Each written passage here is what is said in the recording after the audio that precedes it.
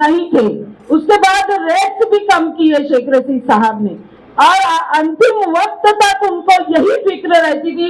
बच्चा साहब को लगाकर बोलते थे कि फला रोड का क्या हुआ।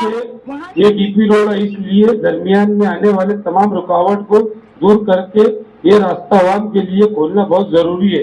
इसलिए मेरी गुजारिश है कि ये इस विषय को मंजूर किया। जलील शेख शफी यांच्या यादीने आग्रा रोड, देवीच्या मरला ते अक्षराबाद, फार्मेसी रोड, सलाटर रोड, इसाक सेट कंपाऊंड, आझमी बेकरी पासून ते नॅशनल हायवे पर्यंत या मार्गावरील बंद असलेले डीपी रोड सुरू करणे का मी विचार विनिमय करून निर्णय घेणे।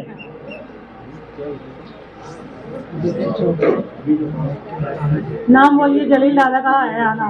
मामापुर मैडम आपसे गुजारिश है, आगरा रोड, देवी के मल्ले से अख्तराबाद, फार्मेसी कॉलेज रोड, वहाँ से सलाटर हाउस रोड, फिर इसाक सेट कंपाउंड से होते हुए आजमी बेकरी, वहाँ से नेशनल हाईवे नंबर 3 का जो डीपी रोड है, ये रोड कई जगहों से बंद है। इसकी वजह से तमाम इलाकों में लोगों को बड़ी तकलीफ का सामना करना पड़ता, क्योंकि ये डीपी रोड है, इसलिए दरमियान में आने वाले तमाम रुकावट को दूर करके ये रास्ता आवाम के लिए खोलना बहुत जरूरी है।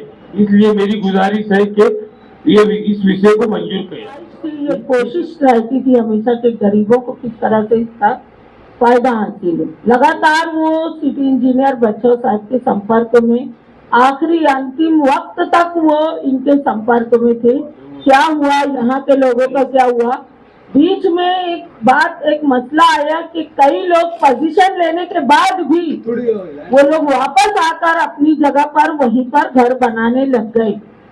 उसके बाद बच्चों साहब से उनसे पूछा गया कि आप लोग वापस क्यों आ गए, तो वहां पर कॉलोनी में कहीं जिनको जो रूम्स मिले थे उसमें कहीं खिड़कियां नहीं, कहीं दरवाजे नहीं, कहीं कुछ टूटा हुआ, कहीं शीशे टूटे हुए।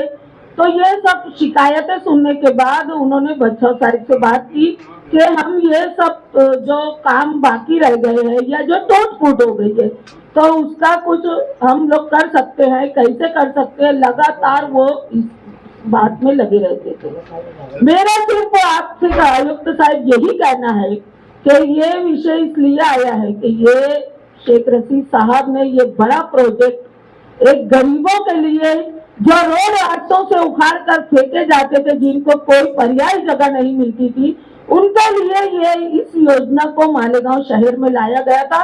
लेकिन सब पूरा शहर देख रहा है कि ये काम बहुत सुस्त रफ्तारी से हुआ और उसके बावजूद भी आज तक वो मुकम्मल नहीं हुआ। हमारी मालेगांव महानगर पालिका की जो यंत्रणा है ये बहुत कमजोर है।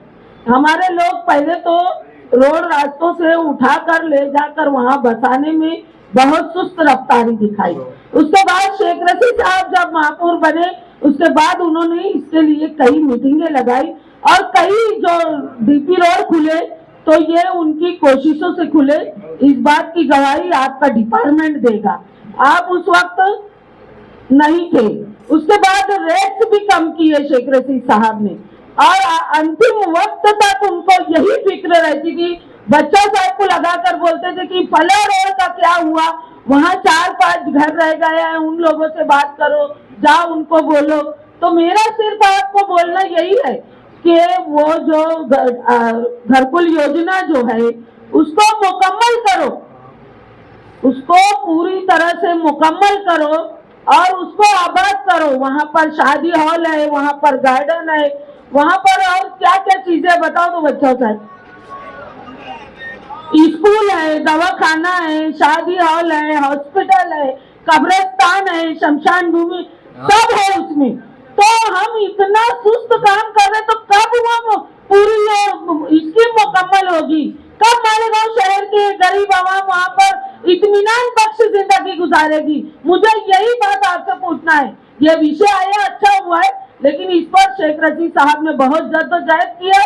उस स्कीम को पाए तकमील तक पहुंचाना हम सब, आज वो हमारे बीच नहीं है, हमारे पूरे हाउस की जिम्मेदारी है कि वो स्कीम पाए तकमील तक पहुंचे। ये आपसे इतना ही कहना है। और आप आज हमको मुद्दत बताओ कि इतने वक्त में हम सब कुछ स्ट्रक्चर ऑडिट करना है, वो भी करेंगे। उसके बाद उसमें जो तमाम तर सहूलतें हैं जो हम मुहैया करा सकते हैं, बस कितने वक्त में आएगी, क्या कब हमने कितना बात पुरावा किया, वो सब तमाम बातें उसकी टाइम लिमिट आज तय कर लो। बस इतना ही मेरा कहना है।